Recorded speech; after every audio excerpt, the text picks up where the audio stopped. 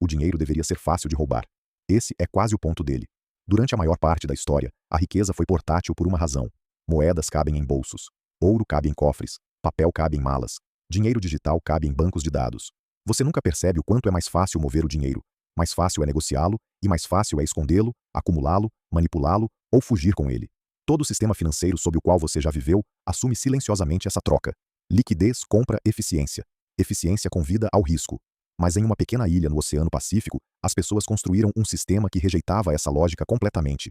Uma ilha onde o dinheiro era tão pesado que não podia ser carregado, tão grande que não podia ser escondido, tão visível que todos sempre sabiam quem possuía o quê. E tão imóvel que o roubo era quase sem sentido. Bem-vindo a IAP. Este é o historiador financeiro, onde dinheiro, poder e história colidem, e nada é tão simples quanto parece. IAP é uma pequena ilha do grupo da Micronésia, distante das principais rotas comerciais, cercada por um oceano aberto, sem metais naturais, sem ouro, sem prata e sem materiais óbvios, adequados para a cunhagem de moedas. Durante séculos, o povo de IAP viveu em relativo isolamento, construindo uma sociedade complexa sem reis, sem contratos escritos e sem nada que se parecesse com dinheiro moderno. Em vez disso, eles usavam pedra. Não pequenas pedras, nem tokens simbólicos. Discos maciços de calcário, alguns pesando várias toneladas, esculpidos com um buraco no centro, extraídos a centenas de milhas de distância, transportados por mares perigosos e exibidos abertamente nas aldeias. Esses eram chamados de pedras Rai, e funcionavam como dinheiro. À primeira vista, a ideia parece quase absurda. Por que alguém escolheria um meio de troca que não pode circular?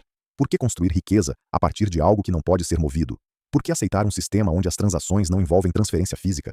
Essas perguntas perdem o foco, porque o valor das pedras Rai não vinha de sua utilidade. Não vinha apenas da escassez, e não vinha da posse.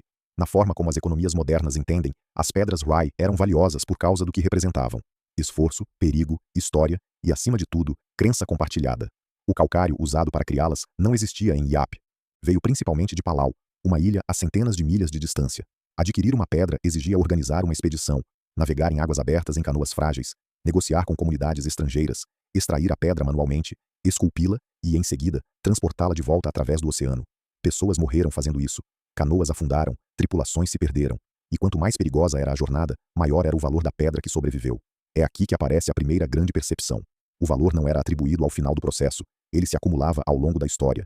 A pedra em si importava menos do que a narrativa associada a ela, quem a comissionou, quem navegou por ela, quem morreu ao recuperá-la, quais tempestades ela sobreviveu. Esses detalhes eram lembrados coletivamente, transmitidos oralmente e acordados socialmente. A ilha funcionava como um livro-razão vivo. Todos conheciam a história das pedras. Todos sabiam quais eram mais importantes e por quê. E uma vez que uma pedra chegava a IAP, algo estranho acontecia. Ela parava de se mover. As pedras de Rai eram colocadas em locais de destaque, perto de caminhos, fora de casas, ao longo das bordas das aldeias. A propriedade podia mudar sem que a pedra fosse tocada. Uma família podia pagar um dote, resolver uma disputa, reconhecer uma dívida, transferir uma herança, tudo isso sem mover a pedra 1 centímetro. A transação era social, não física. A comunidade simplesmente atualizava sua compreensão compartilhada sobre quem possuía o quê. Nesse ponto, é útil ser preciso sobre o que eram as pedras de Rai e o que não eram. O povo de IAP não usava dinheiro em pedra para comprar peixe, ferramentas ou alimentos diários. A vida cotidiana funcionava com escambo, reciprocidade e pequenas trocas. Peixe por taro, trabalho por bens, favores lembrados e retribuídos ao longo do tempo. As pedras de Rai não eram dinheiro de bolso. Elas eram usadas para momentos que carregavam consequências duradouras. Casamentos, heranças, compensações após disputas sérias, alianças entre clãs. Em termos modernos, funcionavam menos como dinheiro e mais como títulos de propriedade ou títulos soberanos. Um exemplo simples torna isso mais claro. Imagine uma enorme pedra repousando ao lado de um caminho da aldeia. Todo mundo sabe que pertence a uma família. Quando um casamento é arranjado, a propriedade é transferida para outra família, mas a pedra não se move. Ninguém a rola para longe. Ninguém a tranca. O que muda é o entendimento compartilhado. A partir daquele momento, todos concordam que a pedra agora pertence a outra pessoa. Esse acordo é a transação. A pedra é apenas o âncora que mantém a memória honesta. Se isso soa frágil, não era porque você não podia roubar uma pedra Rai e fingir que era sua. Todos sabiam de onde ela vinha. Todos conheciam sua história. Todos sabiam quem a possuía. Ontem, o roubo exigia consenso, e o consenso não podia ser fingido silenciosamente. Não havia anonimato, nem segredo, nem acúmulo privado. A riqueza existia à vista de todos, sustentada pela memória em vez da força. Em um mundo obcecado por segurança, IAP acidentalmente construiu algo notavelmente seguro. O sistema também moldou comportamentos de maneiras que o dinheiro moderno raramente faz. Como a riqueza era visível, a reputação importava. Como a propriedade era pública, a responsabilidade seguia. Como as pedras não podiam ser escondidas, o poder não podia ser acumulado silenciosamente sem escrutínio, o sistema desencorajava a acumulação imprudente e recompensava a estabilidade. A riqueza não era uma arma, era um sinal de contribuição, confiança e continuidade. E é aqui que a história deixa de ser uma antropologia exótica e começa a se tornar desconfortável, porque apesar de quão estranhas as pedras Rai parecem, a lógica por trás delas não é nada estrangeira. Na verdade, está mais próxima das finanças modernas do que a maioria das pessoas gostaria de admitir. Propriedade sem posse física, valor desvinculado do uso material, riqueza definida pela crença coletiva em vez da função intrínseca. O povo de Iap não entendeu mal o dinheiro. Eles o compreendiam bem demais para fingir que se tratava de objetos. Eles construíram um sistema onde o dinheiro não podia ser roubado porque não podia ser possuído secretamente, onde a inflação era contida pela memória social, onde a confiança não era abstrata, mas era reforçada pela visibilidade. E por muito tempo, funcionou. Mas sistemas baseados em crenças compartilhadas têm uma crítica. Eles não quebram quando os recursos desaparecem, quebram quando a crença desaparece. E essa crença estava prestes a ser testada, não pela ganância ou fraude, mas por algo muito mais desestabilizador. Um sistema externo que afirmava ser mais eficiente, mais moderno e mais racional. O que tornava o dinheiro de pedra de Iap notável não era apenas o fato de que existia, era como ele moldava o comportamento de forma eficaz. Porque uma vez que a riqueza é pública, os incentivos mudam. Na maioria dos sistemas financeiros, a acumulação acontece silenciosamente. Os ativos estão escondidos atrás de contas, empresas de fachada, intermediários. O risco se acumula de forma invisível. Em Iap, a riqueza estava à vista de todos. Todos sabiam quem possuía pedras valiosas. Todos sabiam como elas foram adquiridas. E todos sabiam quando a propriedade mudava. Essa visibilidade agia como uma forma de disciplina mais forte do que a lei. Se você possuísse uma grande pedra de centeio, não apenas detinha riqueza, mas carregava expectativas. Esperava-se que você agisse de forma responsável, contribuísse para as obrigações comunitárias e resolvesse disputas de maneira justa. Acumular riquezas não era admirado, era visto com desconfiança. Ostentar riqueza sem contribuição social não elevava o status, mas o erodia. O poder não era algo que você pudesse extrair silenciosamente. Ele precisava ser justificado continuamente por meio do comportamento. As disputas eram tratadas da mesma forma. Não havia tribunais no sentido moderno, nem contratos escritos para litigar. Havia algo que poderia ser considerado uma memória coletiva. Quando uma transação ocorria, a comunidade a testemunhava. Quando a propriedade mudava, a comunidade a reconhecia. Se surgisse um desacordo, não se tratava de puxar documentos de uma gaveta, mas de chegar a um consenso. Quem todos concordava que possuía o quê e por quê. Esse consenso era o sistema. Isso significava que fraudes, como as entendemos hoje, eram quase impossíveis de escalar. Você não poderia falsificar registros de propriedade porque não havia registros privados para forjar. Você não poderia gastar uma pedra 2 vezes em segredo porque sua propriedade era de conhecimento comum. Você não poderia manipular o sistema isoladamente. Cada tentativa de enganar exigia convencer todos os outros, o que é muito mais difícil do que explorar documentos ou códigos. Ironicamente, a ausência de aplicação formal criou uma aplicação mais forte. E então, havia a liquidez, ou melhor, a falta dela. As pedras Rai não eram destinadas a trocas rápidas. Você não comprava necessidades diárias com elas. Você não quitava dívidas menores. Elas eram usadas para transações importantes e infrequentes, casamentos, alianças, reparações, heranças. Isso limitava sua circulação, o que por sua vez limitava a especulação. Você não poderia virar uma pedra. Você não poderia negociá-la impulsivamente. A riqueza se movia lentamente, deliberadamente e com consequência. Essa lentidão não era um defeito, era uma característica. Os sistemas financeiros modernos valorizam a velocidade. O capital se move em milissegundos. Os mercados reagem instantaneamente. E enquanto essa eficiência cria crescimento, também gera fragilidade. O sistema de Iap trocou velocidade por estabilidade. Ao tornar a riqueza cumbersome, reduziu a volatilidade. Ao tornar as transações visíveis, reduziu o abuso. Ao ancorar o valor a uma narrativa compartilhada, reduziu o pânico. Há uma ironia silenciosa aqui.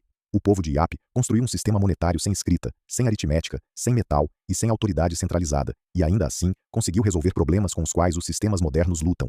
Confiança diária, responsabilidade, prevenção de fraudes, estabilidade a longo prazo. Mas nenhum sistema existe em um vácuo.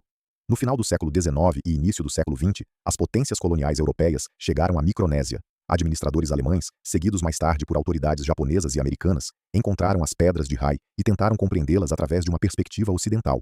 Eles viam grandes pedras fora das vilas e lutavam para compreender como isso poderia funcionar como dinheiro. Para eles, o sistema parecia ineficiente, irracional, primitivo. Então, eles fizeram o que as instituições modernas costumam fazer quando se deparam com o desconhecido: otimizaram. As autoridades coloniais documentaram as pedras, mediram-nas, catalogaram a propriedade e, de forma crítica, começaram a introduzir novas pedras usando ferramentas modernas. O que antes exigia perigosas viagens marítimas e imenso esforço humano, agora podia ser realizado de forma rápida, barata e segura. Com ferramentas de aço e navios, as pedras inundaram a ilha. Do ponto de vista ocidental, isso parecia um progresso. Aumento da oferta, redução de custos, melhoria da eficiência. Do ponto de vista de Iap, era inflação. Não inflação no sentido abstrato, mas inflação de significado. Novas pedras não carregavam as mesmas histórias. Elas não representavam sacrifício ou risco. Não incorporavam memória. Porque faltava peso narrativo, eles diluíam a credibilidade do sistema. O livro Razão ainda estava lá, mas a crença começou a se fragmentar. Pior ainda, o domínio colonial minou o mecanismo de enforcement social. A autoridade se deslocou para fora. As decisões não eram mais resolvidas apenas dentro da comunidade. Sistemas externos começaram a sobrepor o consenso interno. Uma vez que a confiança migrou da memória compartilhada para a administração imposta, as pedras perderam sua função de ancoragem. O sistema não colapsou em rebelião ou caos. Ele simplesmente parou de funcionar como deveria. E isso é o crítico. O dinheiro de pedra de IAP não falhou porque era irracional. Ele falhou porque colidiu com um sistema que se recusava a reconhecer o que realmente lhe dava valor. Administradores ocidentais viam objetos. Eles perderam de vista a crença, viram ineficiência, perderam a estabilidade. O dinheiro moderno está mais próximo das pedras de centeio do que do ouro. E o que é isso? Poder bom.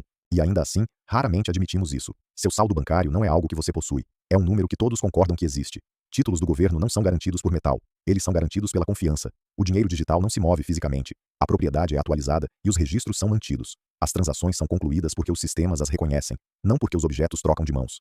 A diferença é que os sistemas modernos escondem essa realidade por trás da complexidade. IAP não fez com que seu povo entendesse algo. O dinheiro é uma tecnologia social. Funciona quando a crença é compartilhada, quando a propriedade é clara e quando os incentivos alinham o comportamento com a estabilidade. Quando a crença se erosiona, nenhuma quantidade de respaldo material pode salvá-la. O verdadeiro risco nos sistemas financeiros não é o roubo, é a descrença. Porque quando as pessoas param de concordar sobre o que conta como valor, o que conta como propriedade e o que conta como legitimidade, os sistemas não precisam ser atacados para falhar. Eles simplesmente se desfazem. O dinheiro de pedra de IAP nos força a confrontar uma verdade desconfortável. O dinheiro nunca foi sobre o que é feito. Sempre foi sobre quem confia nele e por quê. E uma vez que você percebe isso, torna-se muito mais difícil fingir. Os sistemas modernos são imunes. A história não se repete, mas os incentivos, sim. Quando o dinheiro se torna mais rápido do que a compreensão, quando os sistemas crescem maiores do que a confiança, e quando a crença é mantida por meio de reassurances em vez de responsabilidade, a estabilidade se torna performática. Parece sólida até que não é.